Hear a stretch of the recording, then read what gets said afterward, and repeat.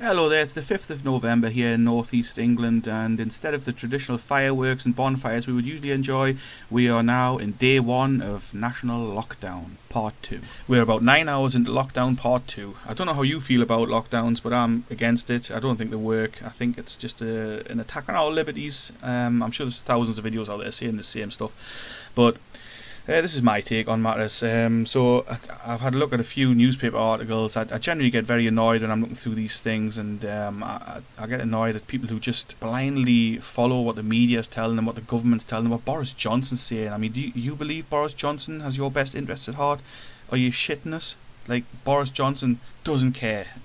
He doesn't care if you live or die. He doesn't care if your granny lives or dies. Neither does any of the other clowns in the government. I mean, those people are out for themselves. They're out to follow an agenda. They are pushing this agenda, and they're pushing it really hard. They're implementing like a police state here, a draconian police state, and I'll go on about this later in the video. I really don't care if people say it's conspiracy theory. It's not conspiracy theory. If you said this stuff was happening a year ago, if you said to someone in a year's time we're going to be locked down, we're going to be locked in our houses, then they would have called you a conspiracy nut at the time. I've mentioned this before in a previous video, so I mean, feel free to go and watch the previous videos if you like. So in this video we're going to look at a few newspaper articles. I'm going to go through them and see, give you my opinion on it. I'd love to hear your opinion on these things. I'd love to see some comments come through, maybe a few more followers or subscribers, whatever you call it on YouTube. If you subscribe, leave a comment, that'd be great. But let's have a quick look at them headlines and see what we make of it. Now, people can say this is conspiracy theory all they like. I really don't care, because it's not conspiracy theory, it's facts. All this stuff is out here. And if we have a little look at some of the new measures that are going to be coming in. So in this newspaper here, it's iNews. They're talking about the government is going to stop supermarkets in England selling non-essential items. Who are they to decide what's non-essential? Who are they to dictate to that business what they can and can't sell? It's just ridiculous to think that like a pair of socks is not an essential item. Of course it's essential. If you need some socks, then why on earth shouldn't you be able to go and buy them in the supermarket along with buying whatever it is that you're there to buy? Like, I mean, say you're going out there for a loaf of bread. If you also need a pair of socks or a pair of underpants, I mean, why on earth should you not be able to go and buy those at the supermarket? Who do the government think they are to dictate to the business what they can sell to the consumer? I hate that term, consumer, but to the customer. Who are they to decide what customers can and can't buy? How dare they dictate to a business, a private enterprise, what items they can stock in their shop? I mean, fair enough if they were saying you can't sell like drugs or something illegal, that's fair enough, but to say you can't buy socks, you can't potentially buy books or DVDs or, I don't know, electronic items, but why on earth should that be against the law? It's just ridiculous. I'm sure you'd agree with that.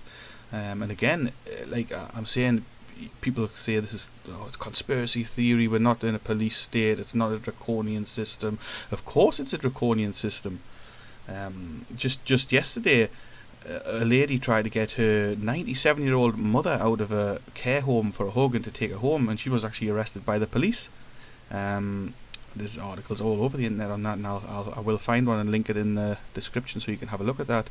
But if you think that that's not draconian or the actions of a police state, then I mean, you're wrong.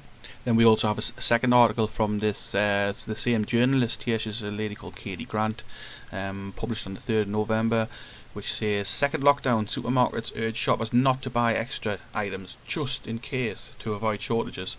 Now this is referring to people kind of panic buying and stuff like that, which obviously is ridiculous to buy 500 rolls of toilet paper. Why on earth would you need that? However, when I went to the supermarket yesterday, there was nothing in there. There was no milk, there was no bread, there was no pasta. So you've got to ask yourself, if you do come across those things, then I mean, obviously people are going to be tempted to stock up, because you're wondering, the next time I go to the supermarket, will I be able to get my milk? Will I be able to get pasta? Will I be able to get bread or any of those essential items that you need? Because I had to end up going to 2 different supermarkets to get me milk, which is, I think it's important to come to like a happy medium in between stocking up and panic buying. I mean, there's absolutely no need for you to go and buy 500 rolls of toilet roll and 25 packs of pasta. But why on earth should I not buy 2 packets of pasta? Then, that's going to see you through, hopefully. But don't panic buy. Just stock up on stuff that you need, but do not panic buy. It's stupid. The supermarkets are going to stay open. There will be stuff in there as long as idiots don't clear the shelves. The only real problem is that we are literally surrounded by idiots. So I don't know. It's one of those catch-22 things. But personally, I don't think we should be, panic buying at all. Just buy the stuff that you need and go home. It's stupid. Just going back to that case I was on about earlier, about the woman trying to take her 97-year-old mother out of a care home. Just had a little look at an article from that. It's in Sky News, and it says coronavirus nurse arrested for trying to take mother with dementia out of care home for lockdown. So the lady who tried to take her mother out of there is actually a qualified nurse, and she wanted to take her mother home to spend the lockdown at home with her instead of being stuck in the care home.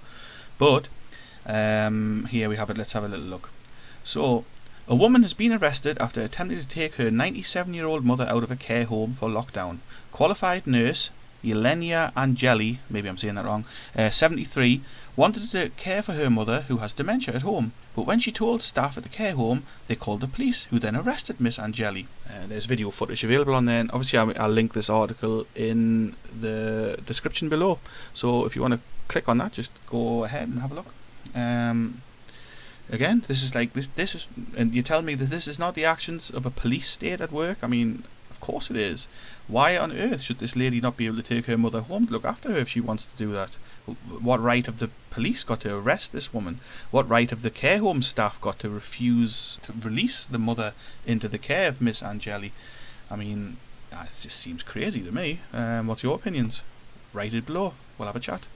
The last article I wanted to look at was from the Newcastle Evening Chronicle. That's kind of the largest regional newspaper here in the northeast. And this article is entitled, "No ifs, no buts, no maybes. Northumbria police's warning ahead of second lockdown." Assistant Chief Constable Neil Hutchison has said the force, quote, "won't waste time with endless arguments for those who knowingly break the rules." So really this is not so much an article, but like a statement from the Assistant Chief Constable of Northumbria Police. Northumbria Police is a large police force in the northeast. They cover Newcastle, Northumberland, Gateshead, places like that. They don't actually cover the region I live in. I live in County Durham, so we're covered by Durham Constabulary. But still, this is a large organisation, and obviously they are going to be taking the lockdown restrictions seriously if you believe the statement from them. So I'll just go ahead and I'll read a little bit of this statement, the article. He warned that although they will continue to offer advice to people who have unknowingly broken the laws, they will not waste time with endless encouragement for those who knowingly break the rules and endanger lives.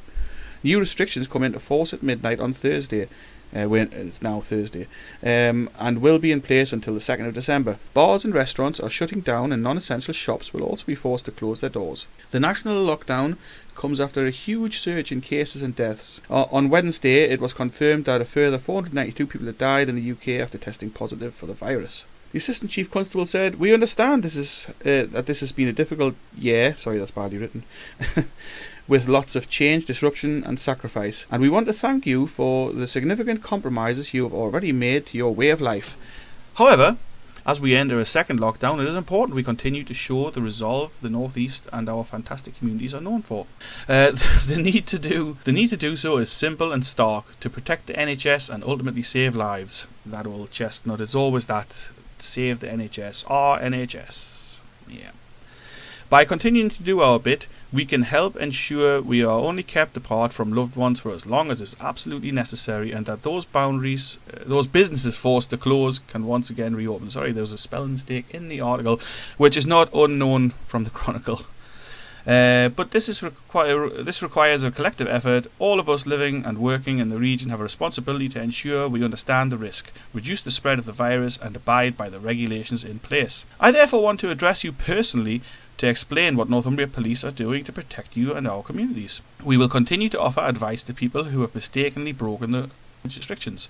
However, we won't waste time with endless encouragement for those who knowingly break the rules and endanger lives. They should expect to receive enforcement action by way of a fine. Well, there's a big surprise there. No ifs, no buts, no maybes. We believe that that is what the majority of you who are abiding by the restrictions would expect from us. Officers will continue to work with our colleagues from the local authorities to visit those essential businesses which remain open to ensure they are operating in accordance with the regulations, and when necessary support them in addressing unacceptable behaviour by customers. When we receive reports from the public of suspected breaches of the legislation, we will send officers where it is appropriate to do so, while balancing our response with other incidents we have to attend. So judging by what he's saying, you can expect to see police officers prowling around the supermarkets just to make sure everyone's adhering to the rules. Do you think that's going to happen? I hope not, but I mean, it might. Who knows? You could see police officers patrolling through Morrison's or Sainsbury's or wherever you do your shopping to make sure that you're not buying any contraband. You know, you couldn't be picking up a DVD or anything like that, and to make sure the shop isn't selling that sort of thing. A total piss take, really.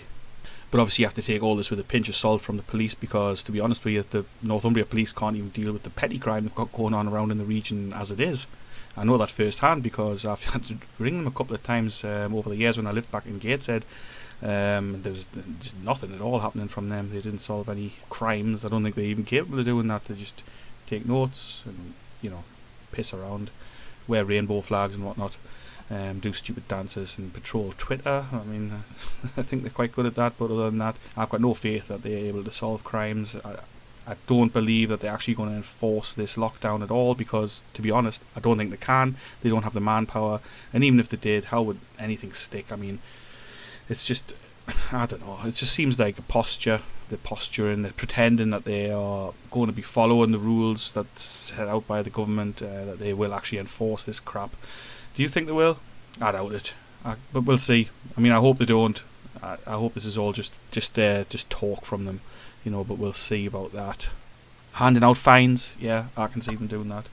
If they see you out and about and you've got no good reason, yeah, they'll probably give you a fine, because that's what they're there for. They're there to generate revenue. I'm sure most people won't come into contact with the police during this lockdown, but I can't see police actively patrolling supermarkets anyway. I can't see police out and about. I mean, I can't even remember the last time I seen a police officer wandering around. I mean, you occasionally pass them in a car, but are they really going to pull over and ask you what you're doing, what you're out and about for? Do you want to see your papers? You know, is that going to happen? I doubt it. But we'll see. It's day one of the lockdown, so I mean, anything could really happen. As I've mentioned already, I'm completely against the lockdown. I think it's ridiculous. What's your thoughts on it? What do you think? Do you think we're living in a police state, or do you think we're moving towards a police state? Is this draconian, or do you think that the rules are right? Is it okay that we've been put down into lockdowns, and that we're being closed into our homes and told only to leave for essential purposes or for work? Is that do you think this is a good thing? If it is, I'm happy to discuss this with you. Pop it in the comments. Let's have a chat. But as it stands at the moment, this is the end of the video. I'd like to thank you for listening. I always appreciate people coming here and listening. If you want to subscribe for more videos, you know, then subscribe, have a listen, have a chat, have some discussion. Let's get some discussion going. And that's it from me. Ta-ra for now. Have a good day.